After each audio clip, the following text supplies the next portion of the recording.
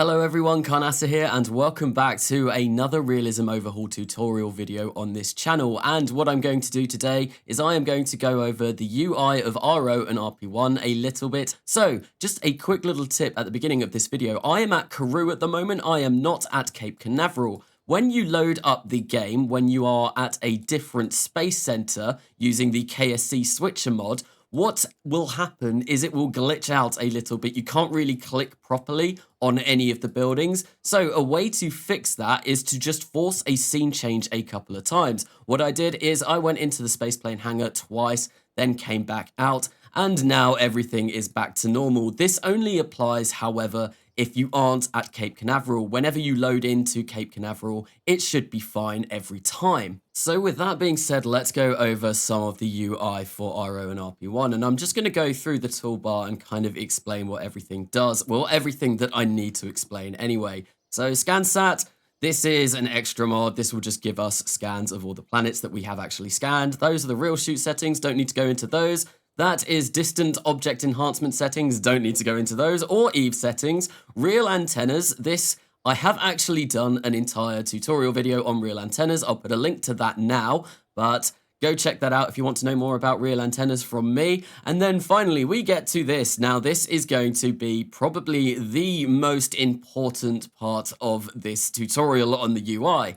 This is Kerbal Construction time. The main feature of Kerbal Construction time is that rockets and research aren't done instantly. So it brings up this menu over here, and we can see we've got vessels, tech, plans, upgrades, and warp to complete, and our settings over here.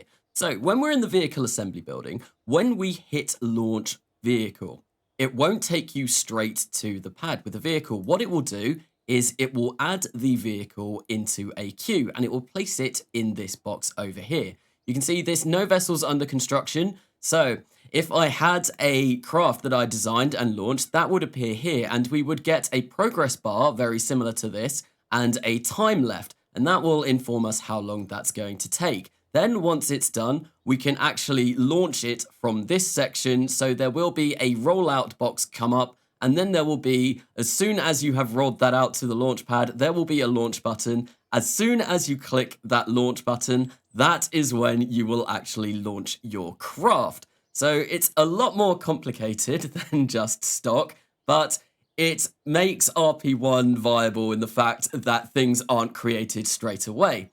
And one thing about this section is it used to have a separate VAB section and a spaceplane hangar section. However, that has now been all merged into one with the most updated versions of RP-1. So that's vessels, and that's how you go about actually building vessels, and why some people are a little bit confused as to when they download this mod pack and it, when you launch them from the VAB, well, it doesn't launch it. That's what you have to do. Anyway, so tech, the next item on the queue. Research isn't done instantly. Once we click a node in R&D, it will also be added to this screen and we'll get another progress up and a time left up. Then we've got plans. So I don't think I have any plans in at the moment. No, I do not. What plans does is basically you can save a plan when you're in the vehicle assembly building, and then rather than having to go back into the vehicle assembly building every time that you want to create that rocket, you can just go here. There will be an option to click whatever that it is that you have added to your plans, and it will add it to the build queue over here. Really useful if you've got a rocket that you want to be launching repeatedly, such as, say, a supply mission, a resupply mission to a low Earth orbit space station. Something like that means you don't have to endure the load times of going into the VAB every time you want to launch one of those, and we can also do it for the spaceplane hangar as well. So the next section is upgrades. Now, you get an upgrade point for every 20 science that you gain, or you can put 20,000 funds. You can spend 20,000 funds to buy a single upgrade point. So what upgrade points do is they increase the rate at which things are built. So you can see we've got 8.1825 build points per second here. That's because I have put a lot of build points into my VAB. So the more points you have, the faster things get built. And you can also do that with research and development. So every point that you put into R&D will also increase your research times. And usually with RP1, you kind of want about a 1-to-1 ratio of points into R&D and the VAB. I think in early game, you probably want to be focusing more on R&D because research does take a really long time in the early game. So we can close this now, and the last section is going to be the settings. So you can actually turn it off from in here. So if we just click this mod enabled section, it will disable this mod. I know a lot of people have been asking me how to disable this, and then we can disable anything we want. So if we click this, build times will be disabled. If we click this, tech research times will be disabled, and so on. It's pretty much self-explanatory in here. And then you can just change the time settings, how long it will take to build things, and so on from this section over here. But that is pretty much Kerbal Construction time in a nutshell. We've also got this warp to complete button, which is really useful when you've got something being built and you just want to get to the point where it has been done. So you can see I am reconditioning this launch pad. If I hit warp to complete, that would do those 3 hours and 18 minutes. Well, it would time warp to that point. So the next major tab on our toolbar is going to be the RP1 tab. So first, we have up our maintenance. This is just going to give us a rundown of how much our facilities are going to be costing us, and you can set it for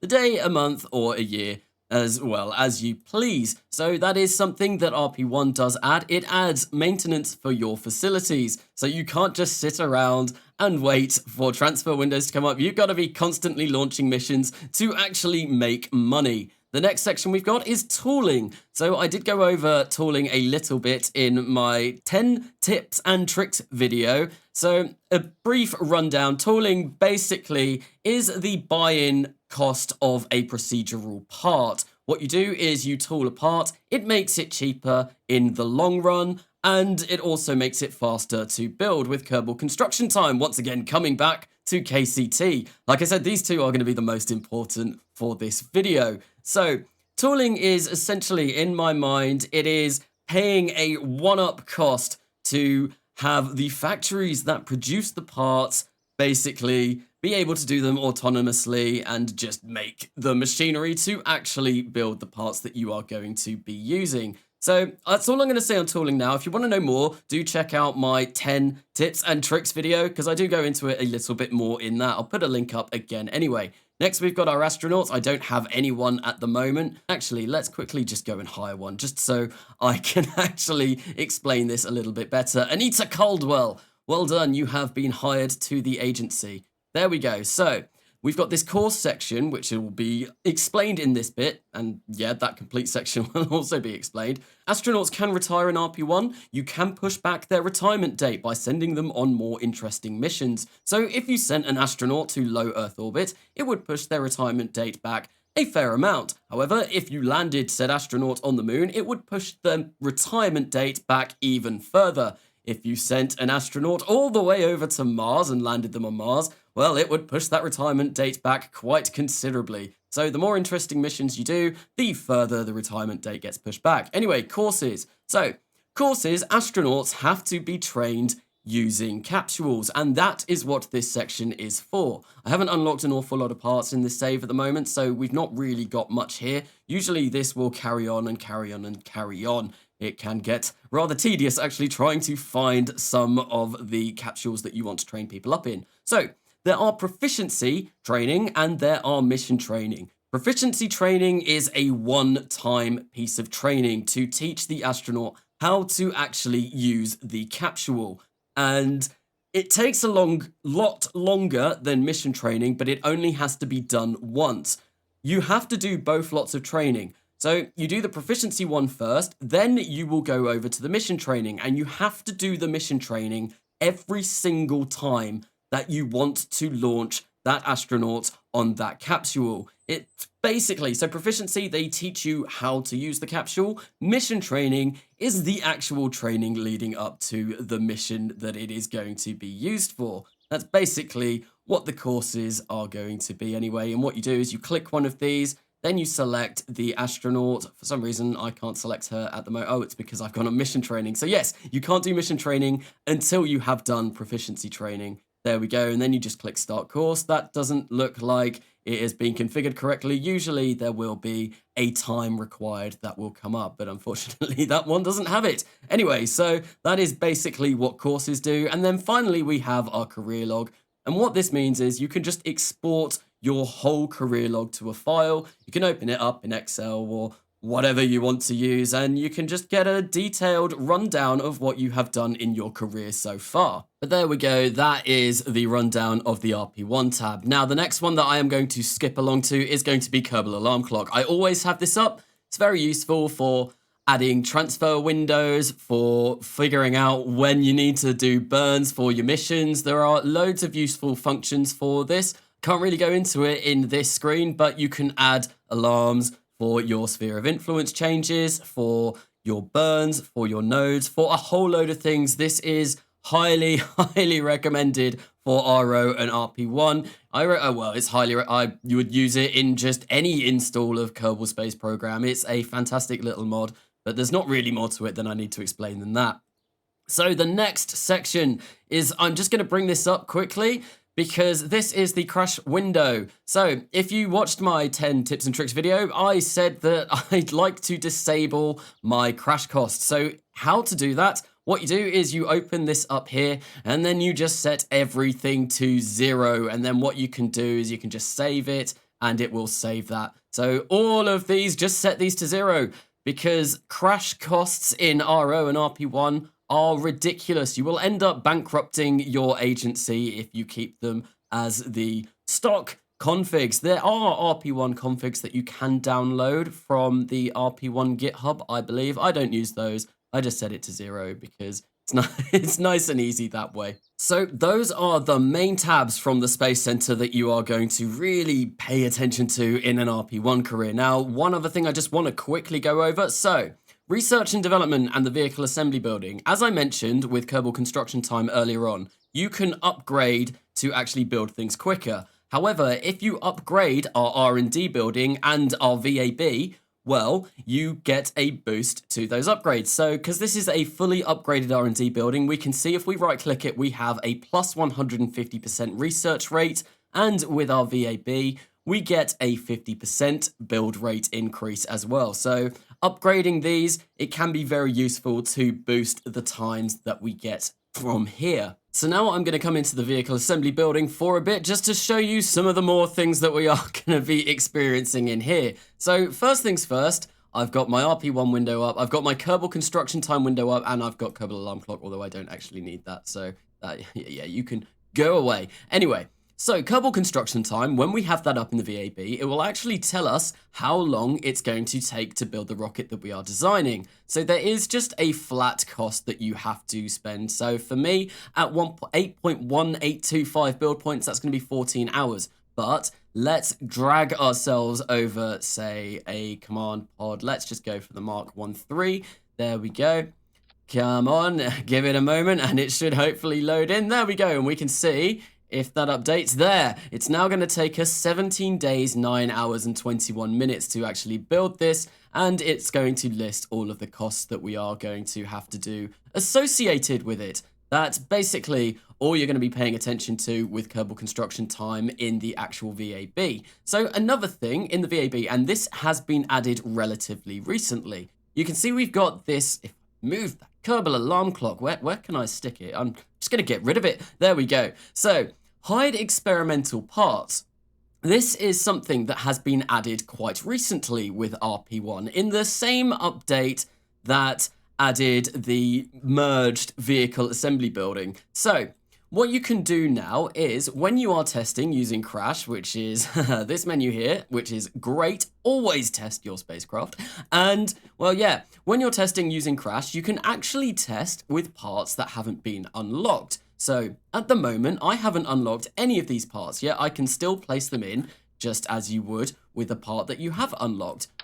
Get rid of that. But however, if we get rid of this, well, yes, no, we can't actually place any of these parts. But another thing that this does as well, I have unlocked the full tech tree in this save, so I can't really highlight this. But What experimental parts will also show is parts that you have started researching in R&D, but you haven't finished the research time in KCT. So if you've got some upcoming tech, and if you hit this, you will be able to use that upcoming tech in some of your simulations, which is really useful for testing out parts that you may have not actually unlocked yet. Great, I love that addition to RP-1, I think it's absolutely fantastic. So, being in the VAB, we are going to have our stock Delta V readout over here. However, that isn't really recommended to follow. The way that RO works, sometimes that can be a little bit iffy, and it is recommended to actually use MechJeb's Delta V reader. So, in order to access that, what we're going to do is we're going to open up this MechJeb screen here,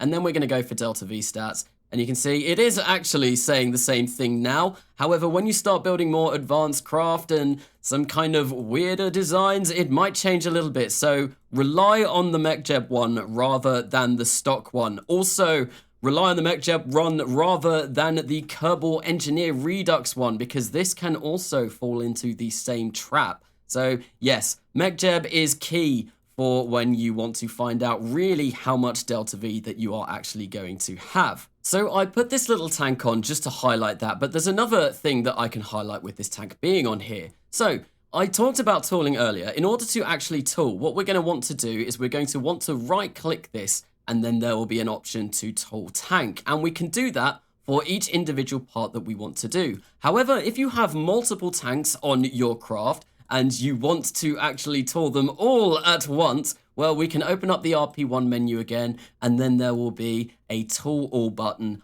under tooling down here, which will do absolutely everything for you. And actually, something new that has also been added, we can preview how much it's going to cost once we've done it. So see, that goes down by about 5,000 tons, and it will also update our build time. So it goes down by about 19 days, which isn't too bad as well. And that is basically why you want to tool things, especially if you are going to be reusing the same tank over and over again. But obviously, procedural parts, we can go in and we can change all their sizes, do all stuff like this. That is what procedural parts are great for. You can change the color and everything, but yeah, I'm sure you can kind of figure that out. Another thing that I do actually want to go over though, whilst we're in here, is avionics, because avionics seems to be a very important thing. And that is actually part of the RP-1 menu up here. It has changed now that we are in the VAB. So you can see we have insufficient avionics at the moment.